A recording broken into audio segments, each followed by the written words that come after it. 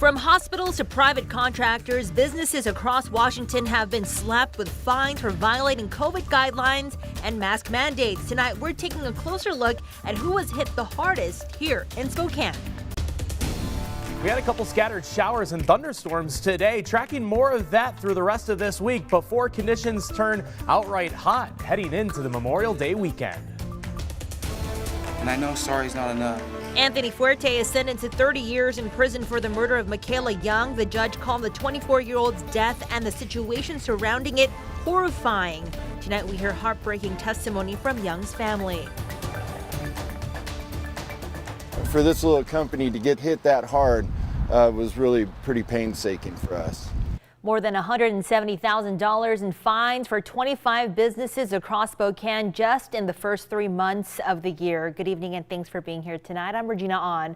From hospitals to coffee shops and general contractors, businesses all across Washington have already faced more than $7 million in fines for violating COVID guidelines and mask mandates. Tonight, we're taking a closer look at some of the earliest fines and punishments handed out by the Washington State Labor and Industries in our area. KREM 2's Joshua Robinson takes a closer look at who was hit the hardest in Spokane. Between January and March, Spokane County saw the second highest number of businesses cited for reportedly violating state COVID guidelines. KREM 2 News received a list of 25 different businesses across the region cited for more than $170,000 in fines. Those businesses include Lilac Lanes and Casino, who were fined for $3,600. And Cole's Coffee Shop in Spokane Valley, who were fined on 3 separate inspections for a total of more than $126,000. Many of these business owners were either unavailable to speak with us or did not comment on their fines, but one business received more citations on a single visit than any other.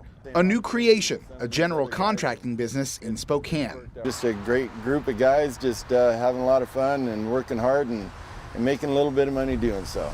Nick Eli's family business gives jobs to people who are in recovery to teach them the trade of construction and remodeling.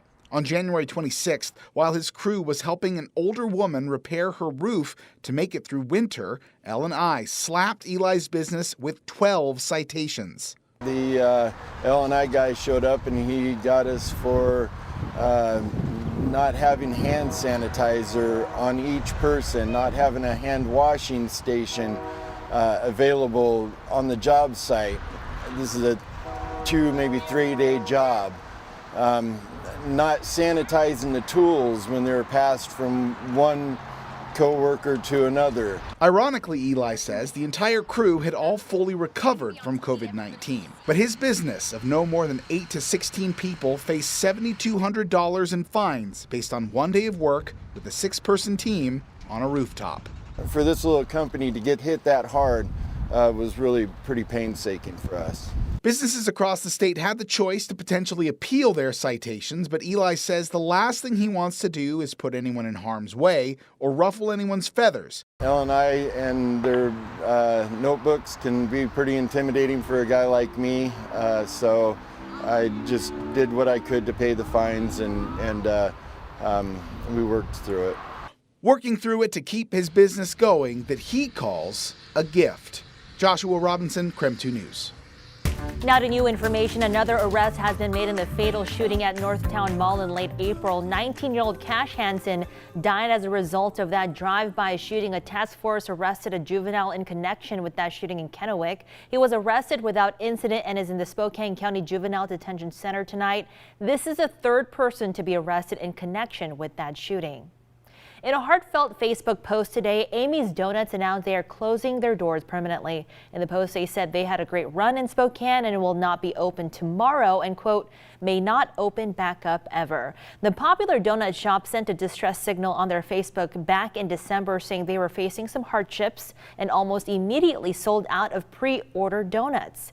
We did reach out to Amy's Donuts tonight and they simply said they just have not been able to be profitable the past year and a half. They also said they were robbed last night and once previously in February. In a statement to KREM 2, they said the support back in December, quote, renewed our hope for another few months, but a few days. Support wasn't enough to save our business for the long run. It's time for us to make the sound decision to close our doors here in Spokane Valley.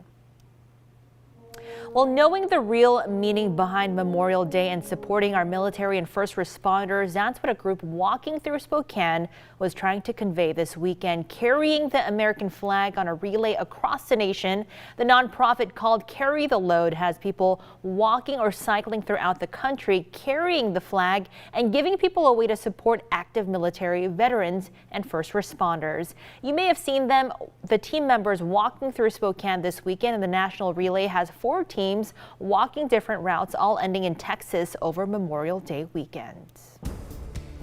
Switching gears now to a check on weather. Some parts of the area definitely saw some scattered showers today, but tomorrow and the coming days looking much more promising. Thomas Patrick joining us now here in the studio. So Thomas, what are we expecting the next couple of days here? Yeah, these rain chances are going to stick around for the rest of the week, but they'll be hit and miss, not just day to day, but even hit or miss depending on which day that we are looking at our forecast. We had the scattered showers today. That means some areas saw rain, some areas did not.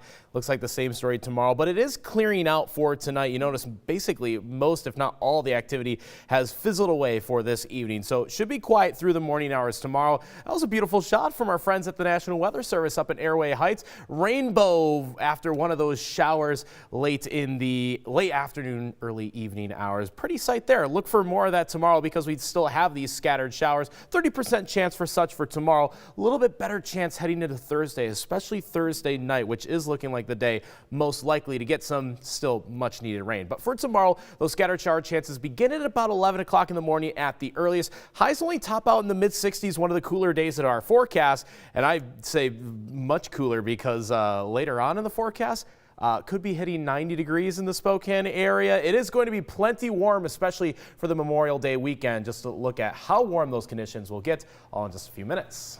It would be safe to say it's hot then. Well, looking ahead now, Governor Inslee is making a visit to Spokane tomorrow. The governor plans to tour the Catalyst building, which is one of the largest zero carbon and zero energy buildings in North America. Governor Inslee also touring Hope House 2.0, a brand new women's shelter. The governor also plans to meet with local leaders to discuss homelessness and housing. Be sure to watch for coverage of his visit coming up tomorrow on KREM 2 News. Well, a north-south freeway was first proposed in Spokane back in the 1940s, and completion of the project still years away. But we're finally seeing some physical construction in northeast Spokane, so the pandemic has brought on some delays. Our agency was on furloughs. We were restricted on how much we could contract for external engineering work. We had people who were sick with COVID who are out. So what does the timeline look like now, and how much money did the legislature earmark this year to help finish that job? Our political reporter Casey Decker will have those answers for you in a special Boomtown report coming up tomorrow night at 6 o'clock. Now we can work on grieving instead of fighting. 30-year-old Anthony Fuertes sentenced today for killing his girlfriend Michaela Young last February. The heartbreaking testimony from her family coming up next.